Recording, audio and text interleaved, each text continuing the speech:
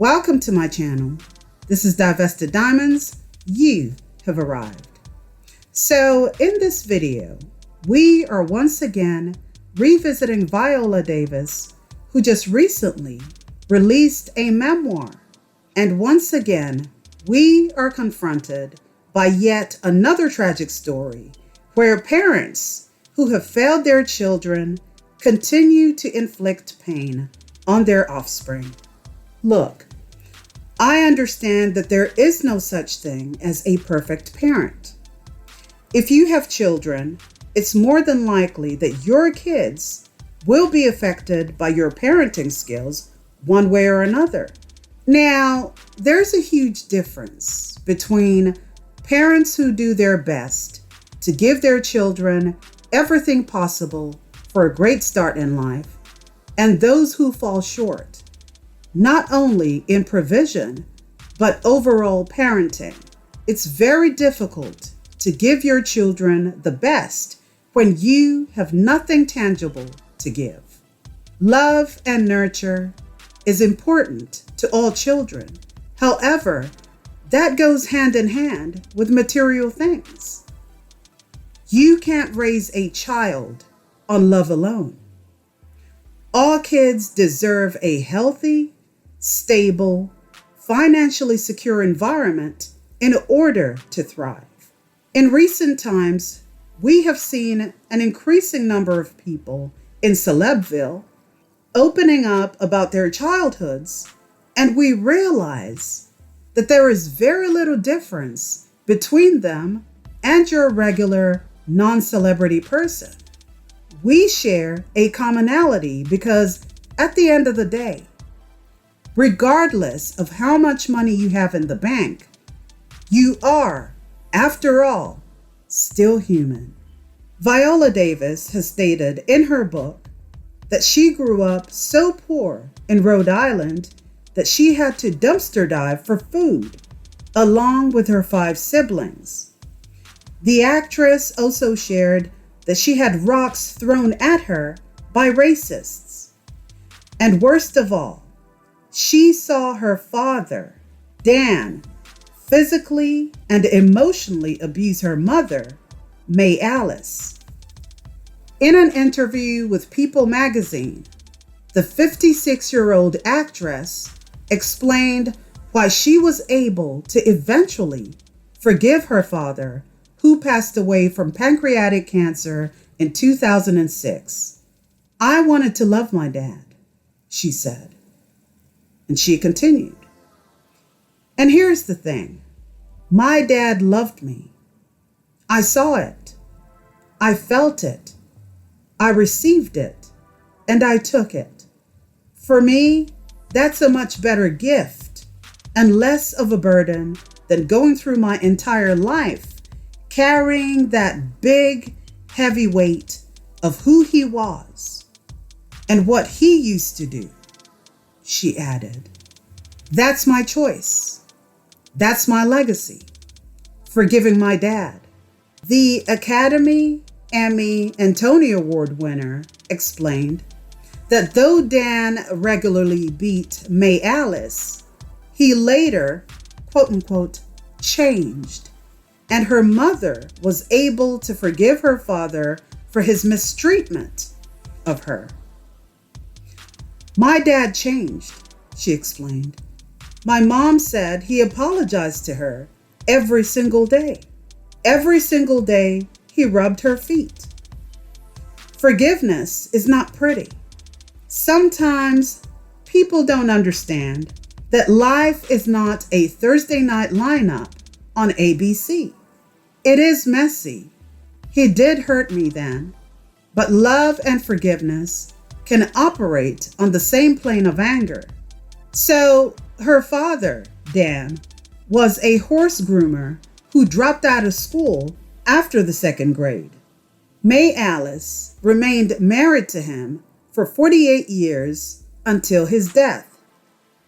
In her memoir, Viola describes her difficult childhood in Rhode Island and how she grew up in deep poverty. She recalled how she and her 5 siblings, like I said, had to dumpster dive for food, and how she endured relentless bullying from boys who threw rocks at her for being Black. The Vanity Fair cover star told People magazine that her troubled childhood led her to adopt survival skills at an early age. How you react is based on survival, Viola said. The key is to survive. I did what was at my hands to do at 8 years old. I fought, and that fighting served me because I'm still on my feet. Viola has been married to her husband, Julius Tannen, 68, since 2003. The two co-founded the production company, Juvie Productions, and are parents to daughter Genesis, who's 11. The actress is also stepmother to Julia's 2 children from previous relationships. Reflecting back, Viola said that she is grateful for every part of her life, saying, "I count it all as joy. All those things happened to me, but I own it, and it's a part of who I am. It's given me an extraordinary sense of compassion," she noted. "It's reconciling that young girl in me and healing from the past and finding home. Finding Me, a memoir, will be officially released on April 26th. Before I begin the following commentary, I just want to say this. If you are a deeply religious person, you're probably going to be offended by some of what I have to say. Okay, so this is tragic. Now, we can all sit here and applaud her for her achievements, as we should, but it's hard enough coming up in this world as a Black woman. And I'm not taking the route of majority Black men who love to encapsulate themselves in victimhood. That's not what I'm doing at all. I just want to point this out because it's very important. It's always important to add context to these stories, right? The struggles of Black women can be seen the world over. But do you know what we don't do? Make ourselves out to be victims. We are made victims of. A majority of us don't make ourselves out to be that way because we are just so used to picking ourselves up and getting along with things. I say that to say Viola's start in life was tragic, unconscionable. Yet here she is, despite all odds, she managed to make something of herself. Now, that's for her, right? As far as the parents go, it's the same old fuckery, isn't it? Two people who have no business bringing children into this world, getting together and creating a painful existence for their offspring. And here's the thing. Some of you might sit here and make excuses for her parents, saying, well, it was a sign of the times. It was white supremacy. The odds were against them right from the start because the system was not supportive of people from low-income backgrounds. Yada, yada, yada. Do you know what I hear? Excuses. Do you know part of the reason the so-called community still have the so-called generational curses? It's because there are people who aren't open to change. People who keep doing the same things generation after generation, expecting different results. There is no accountability whatsoever. Common sense within the so-called community is overrated because if it were as common as people like to claim it is, most of these issues could be avoided. And I think what it is that majority of Black people love to live under the blanket of perpetual disparity, self-imposed perpetual disparity, because it gives them an excuse not to look at their failures. Deflection is the name of the game. I mean, why take accountability when you can just blame the system for your chosen circumstances? This, unfortunately, gives future generations no mental strength to stand on their own and do for themselves. Why did two impoverished people who knew that they were incapable of taking care of not only one, but 6 children feel the need to come together and have a family? You know, I hope that Shalakemia is listening. This is what happens when you marry a man, in this case, a Black man, with no resources. If the value of a Black man isn't money, and you are on the internet advising Black women on how you should be looking at a man's spiritual value, do you now see the slippery slope? Because it's downhill from that point on. As far as Black women are concerned, the church has been very instrumental at keeping Black women's minds enslaved to the business of poverty through marriage. The audacity of the Black church always being in your business about when you're supposed to get married or when you're supposed to be having children has, over time, made a lot of Black women feel as though they were on a time crunch and had to reach the finish line before it was too late. And it's not just the church. Society has helped too. Back in the day, when women weren't married by a certain age, they called them spinsters. Now, to avoid people calling them that, most women felt they had to get married to the next available man to avoid that label. There were a lot of women in general who got married because that was society's requirement.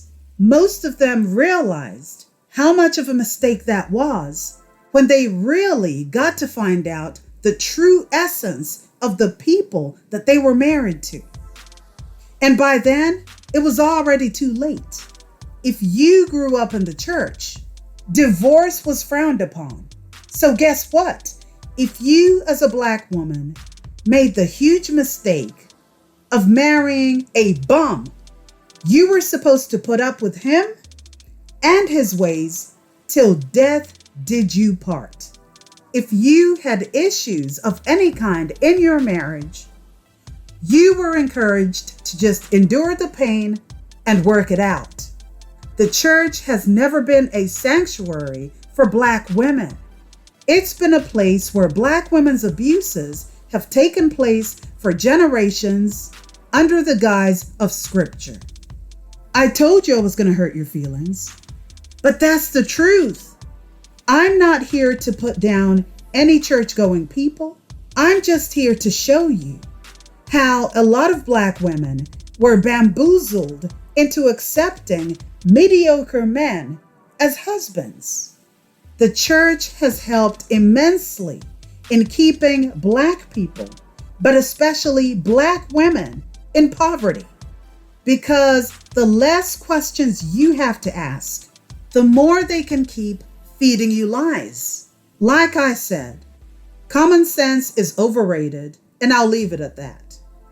Continuing on to Viola's parents. Her mother worked as a maid, factory worker, and homemaker. So basically, she had 3 jobs. Now, you're probably thinking, well, being a homemaker is not a job. So I'll ask you this. Does being a homemaker take up physical, mental, and emotional energy? If the answer is yes, it's a job. This woman was a mule. How much extra time did she have left over at the end of any 24-hour period to herself? How much of that time did she spend with her children? Because again, you can't have children and not take care of them. That's not how it works. By the look of things, she barely spent any time at all with her children because they had to be self-sufficient when it came to food. Hunger is what sent them dumpster diving for food. Viola said, "I did what was at my hands to do at 8 years old. No child should ever have to be strong at that age." And it appears that 8 is the magic number in Viola's family because her sister was raped in broad daylight at the tender age of 8. If you've seen my previous video on her, you will know that when her sister reported the rape, the response was lukewarm. "He does that to all the little girls," they said. So these children were basically left to raise themselves. They were trying to survive in a world full of adults who didn't give a shit about them. They were trying to survive in a world where there were predators that took advantage of them due to the fact that their parents were always absent in their lives. All the work that Viola's mother had to do was meant to keep the family afloat, but that money couldn't stretch far enough to make ends meet. It didn't help that she was married to a loser. The Black community is always talking about how the man is the head of the house, but Dan Davis dropped out of school in the 2nd grade and worked as a horse groomer. How much money could he have possibly made from doing that? He only had one job to do, and even that was a disaster. And I'm certain that he wasn't there for his children. Here's the thing. He couldn't provide for his family as the quote-unquote head of the household. He failed his wife and failed his children.